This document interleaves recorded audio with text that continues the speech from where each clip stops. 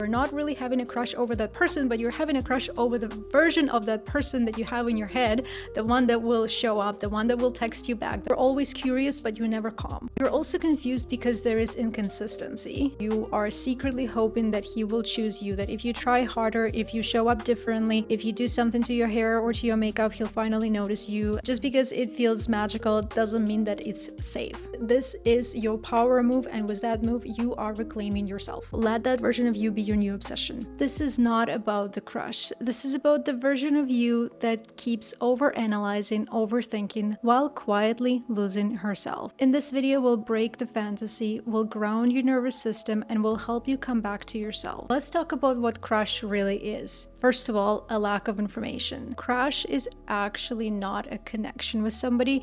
Instead is when you're chasing for that connection. Instead, it's something that keeps you hooked. That breadcrumb, that text, that like, that story that they viewed. And that what keeps you stuck. It is a spark of possibility. Crush is when we are trying to chase somebody who is obviously not that interested in us. And for some people, we see it as a challenge. We see it as an opportunity to prove others and ourselves that we're actually worthy of being seen.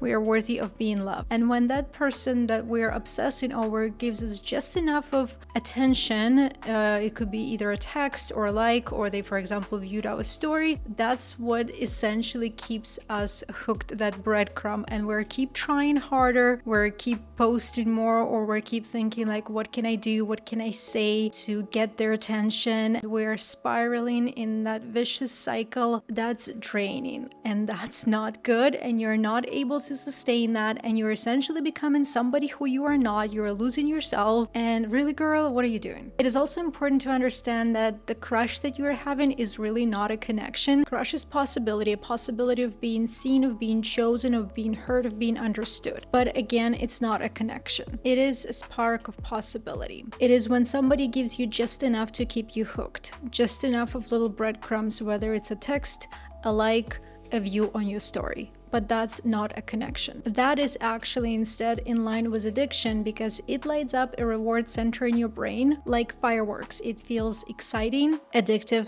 and anxious. It makes you feel alive, but not safe, because you're always worried like, what if he won't text me? What if then he won't respond? What if I have to wait hours, weeks, or months for his text? You're always curious, but you're never calm. You're always uncertain. You're not sure what's going on. You always playing all these crazy scenarios in your head. But real connection is actually clear, peaceful, and grounding. And crush is when it feels like you are stuck in your head, overanalyzing, overthinking, obsessing over somebody who is definitely, obviously not interested in you. You're probably replaying their messages, trying to find some hidden meanings, some hidden sense, when there's actually none. You're also confused because there is inconsistency, and you're also confused because you see some sort of potential where there is unfortunately none. Deep down, you are secretly hoping that he will choose you, that if you try harder, if you show up differently, if you do something to your hair or to your makeup, he'll finally notice you and you'll finally be living that fairy tale that you're dreaming about. But here's what I had to learn the hard way when I had my terrible crush, is that every time I made that person a center of my thoughts, I was quietly losing and abandoning myself. My dreams, my creativity,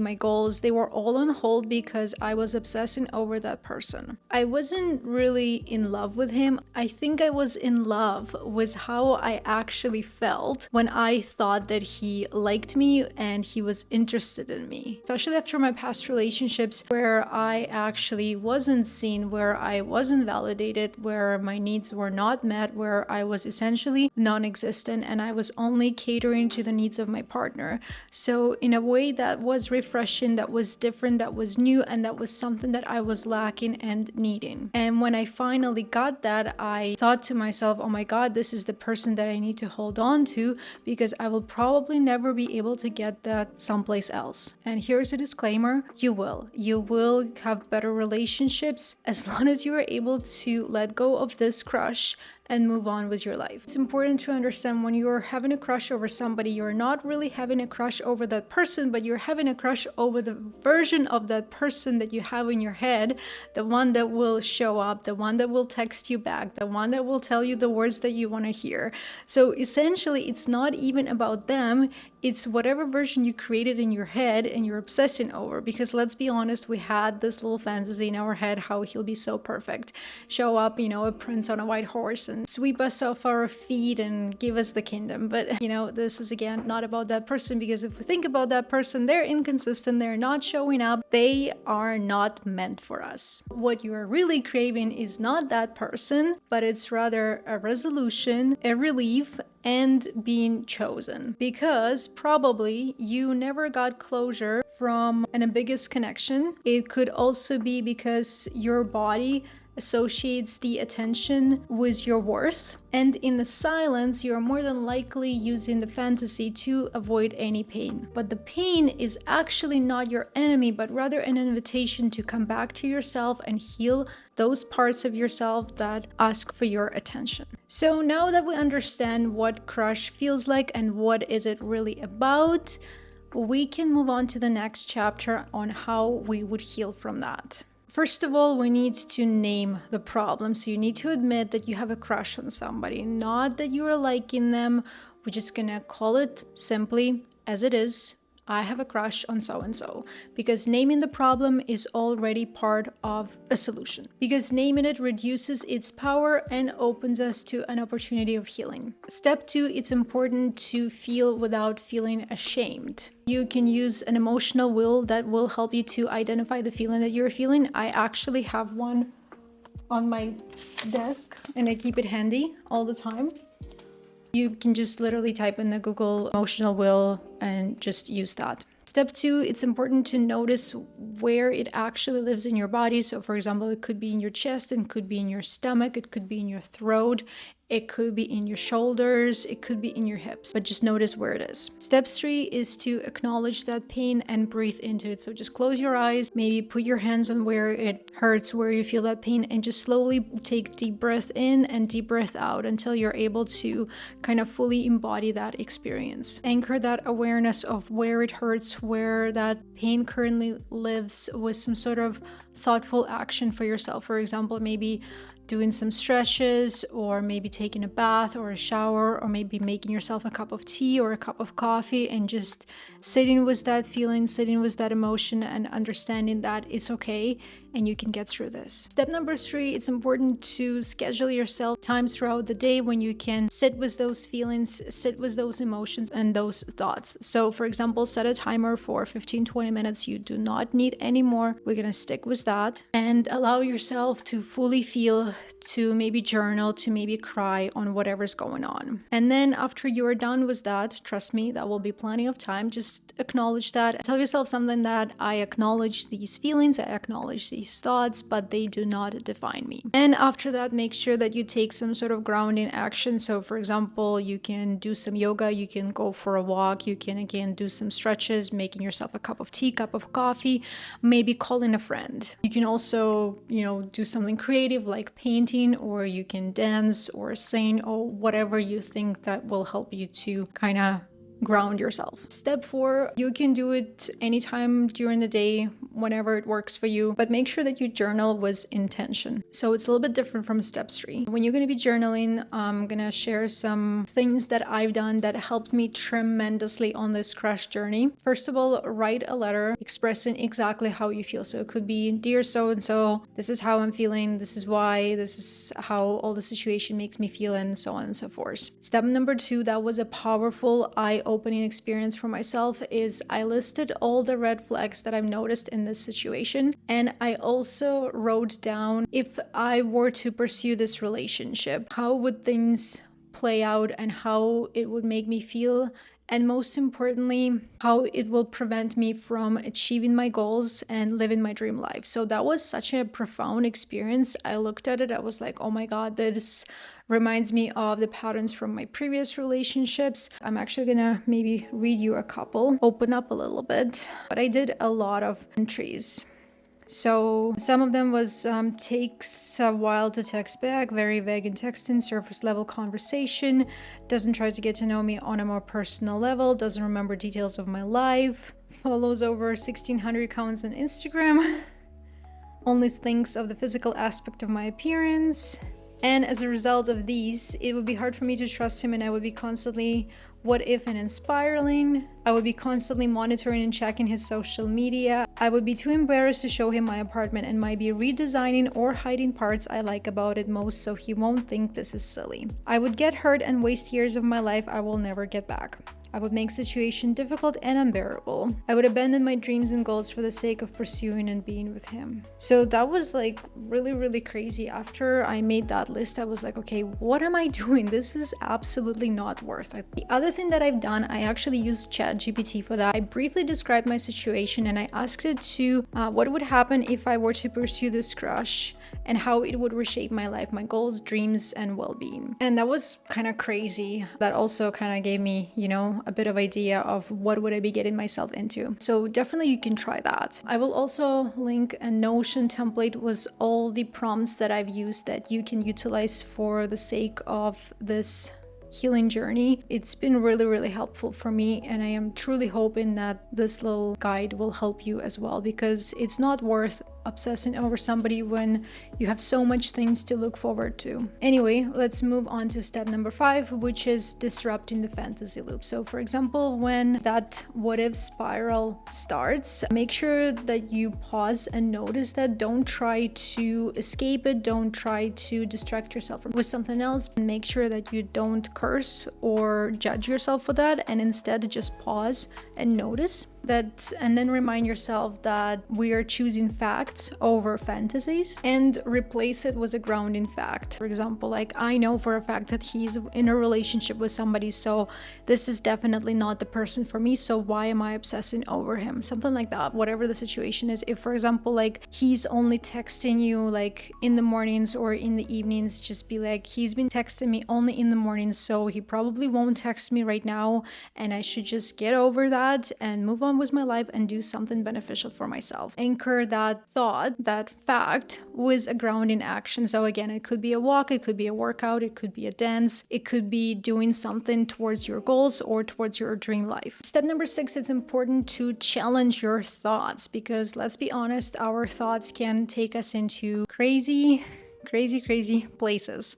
And it's also important to understand that your thoughts do not define you. You can use the mantras to shift the perspective, something like, just because I think he's the one does not mean that he is actually the one. And just because it feels magical doesn't mean that it's safe. Because let's be honest, sometimes it can feel so exciting, especially when they texted us after a long pause, but really it's not safe. And that excitement, those butterflies in your stomach, this is not cool. Like, this is not love. Love is actually peaceful, clear, grounding. It's not those butterflies in your stomach and constant ups and downs like a roller coaster. Like, yes, it's easier to be hooked on that than boring feeling of clarity and peace. But that's what real love actually is. Coming back to thoughts, just observe your thoughts as passing clouds. Again, don't catch on them, don't judge them, don't judge yourself. Just observe your thoughts as come and go, and challenge them when you can. So you kind of redirecting your energy and redirecting your focus.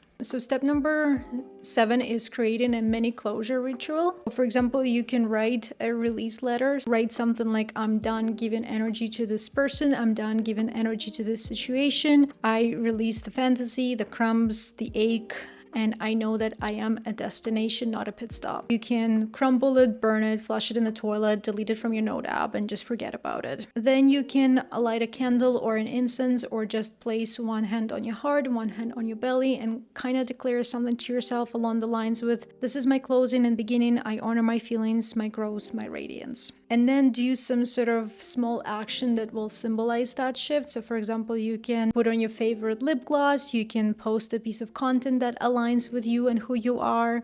You can maybe take a cleansing bath, or maybe you can declutter, your desk or a little corner in your room. This is a very powerful one. If you don't want to delete that person, that's fine, but you can at least start by muting them on text, or, see less on Instagram, or completely unfollowing them on Facebook so you actually won't see their posts and their updates. This is your power move, and with that move, you are reclaiming yourself. Do some sort of a weekly mantra that you can keep repeating to yourself. So it could be something like, I am not waiting to be chosen. I am already home in myself. My energy isn't a pit stop, it's a full arrival. Step number 10 is some reflective journal prompts that you can use whenever you need them. So for example, it could be something like these ones. Make sure that you save them, and I will also have them in the Notion guide so you can check that out as well. Then the next step is important to protect your peace.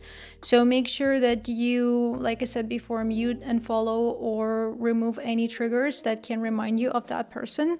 Make sure that you treat digital boundaries, so stop checking on them, stop checking on their socials.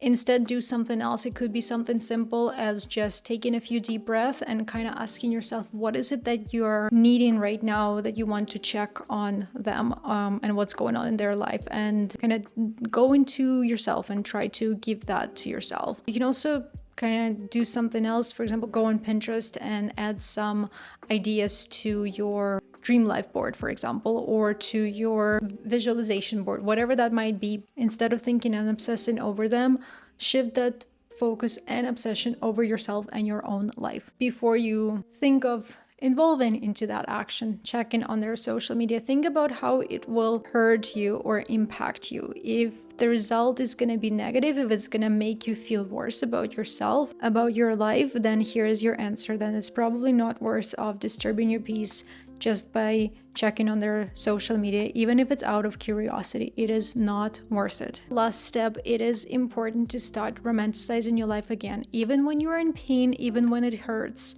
But trust me, with little steps, it'll be so much worth it, and it'll be so much easier for you to reclaim your life. Start with something little. It's just sticking to feel good habits. So for example, it could be something simple as just drinking your water in the morning, doing your morning skincare, and maybe doing some yoga. And honestly, that's plenty. You did great, and I'm really proud of you. Light up some candles, go for a walk, maybe paint, read, journal, do some breathing exercises, or even meditate. Most importantly, it's crucial for you to do these acts intentionally. So remind yourself that I am doing these out of love towards myself. I am doing these for my own sake. I'm doing it for my own peace. And I am doing it because I know I'm worthy and I deserve those things. Those could be different self-love rituals. For example, your everything shower routine, or maybe trying a new makeup look, or maybe trying new outfits that you have, creating something new, or maybe, just going shopping. This is a bonus chapter. I didn't really think about it, but I thought that would be important.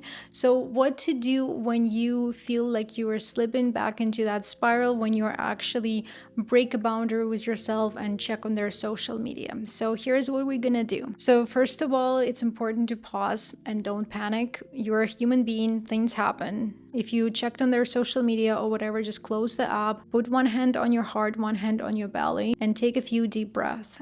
And then remind yourself that this is hard, but I am safe. I've been here before and I survived. I've been here before and I'm still okay. Step number 2, it's just important to ask yourself, what was in that moment that I was needing and what I was trying to soothe? So for example, it could be something like being seen, being heard, being validated, or escaping loneliness or boredom. And offer yourself what you were really craving. So for example, if you were craving attention, maybe send a message to your friend and tell them how you feel and that you need a little bit of support right now. If it was affection, maybe take a long bath and then put some lotion on yourself, very lovingly and very caring. Just like an act of self-love. And if it was a reassurance, maybe reread some of your old journal entries and see how far you've come. Or you can also watch maybe some videos or some comfort movies that will help you to feel better. Then you can try the flip the fantasy tool. So for example, instead of imagining him texting you or acting like the version you have in your head, instead imagine how your higher self would be within next couple of years. Imagine her healed, radiant, fulfilled, and not thinking about that person at all. And that version of you is already forming because you're watching this video and you are taking these steps. Let that version of you be your new obsession. Then you can also create some sort of a reset ritual. So for example, you can light up a candle and say out loud something along the lines with, I slipped, but I'm still growing. I forgive myself. I honor the part of me that just wanted love, and I give that love back to me. Then you can put on a soft playlist, maybe move your body, maybe do some stretches or create something. I want you to remember that healing is not a straight line. Healing is a process. You're gonna go through the ups and downs. This journey of getting over your crush will be difficult. It won't be easy, and it might seem that it happened in an instant overnight, but if you're gonna look over all those steps that you've taken, that progress that you made, you realize that it was quite a bit of a journey. Once you reach that destination, you're gonna look back and be like, oh my God, was I obsessing over that person? Was I for real? But you also gonna understand that you were able to learn so much about yourself, and I'm sure that that experience probably made you to dig a little bit deeper and maybe acknowledge the parts of yourself that were not healed. This experience probably came to you at a right time to heal something that could prepare you to meet the person that you are actually meant to be with. With that being said, I'm hoping that this video provided you with some value and provided you with some clarity and peace, and also gave you some reassurance that it's okay to have crush and you will get over it and you'll be okay, and you're gonna become such an amazing version of you that you never thought you would be able to become. And that person, they're just gonna be on the sidelines. They will not matter anymore, and if you choose just to stay friends and whatever, that's fine. You know that you are no longer obsessing over them and you're a powerful, strong, and amazing person. So thanks so much for watching. I'm hoping to see you in my next video, and until then, bye.